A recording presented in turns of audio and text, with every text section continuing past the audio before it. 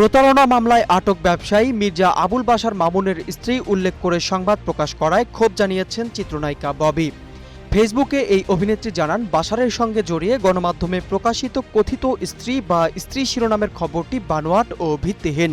তার অভিযোগ, ভিউ বাণিজ্য ও সম্মানহানি করতে কুচক্রী মহল এই কাজ করেছে। তাকে হেয় করার উদ্দেশ্যে যেসব গণমাধ্যম ভুয়া খবর ছড়িয়েছে তাদের বিরুদ্ধে যথাযথ আইনি ব্যবস্থা নেওয়ার হুঁশিয়ারি দিয়েছেন ববি। তিনি জানান, বিয়ে নামের পবিত্র সম্পর্কে জড়ালে সেটি অবশ্যই নিজে থেকেই সবার সামনে প্রকাশ করবেন। এর আগে শুক্রবার রাতে গুলশানের একটি ফ্ল্যাটে বাথরুমের দেয়ালের পেছনে বিশেষ কায়দায় তৈরি করা একটি গোপন সুড়ঙ্গে আত্মগোপনে ছিলেন ব্যবসায়ী মির্জা আবুল বাশার মামুন।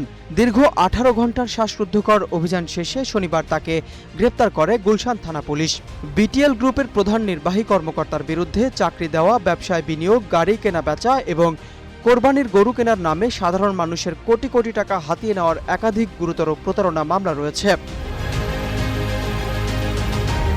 আইনশৃঙ্খলা বাহিনীর এই চাঞ্চল্যকর অভিযানের পরই কিছু অনলাইন সংবাদ মাধ্যম মামুনকে ঢালিউড তারকা ববির স্বামী উল্লেখ করে চটকদার সংবাদ প্রকাশ করে। তবে দেশের সব মূলধারার গণমাধ্যম ও সাংবাদিকদের প্রতি পূর্ণ আস্থা প্রকাশ করেছেন ববি। জনপ্রিয় চিত্রনায়িকা ববিকে সবশেষ বড় পর্দায় দেখা গেছে গত ঈদে মুক্তি পাওয়া অত্যন্ত আলোচিত তছনছ সিনেমায়, যেখানে তার বিপরীতে অভিনয় করেছেন চিত্রনায়ক মুন্না। নূর ইসলাম, নিউজ ডেস্ক, গ্লোবাল টেলিভিশন।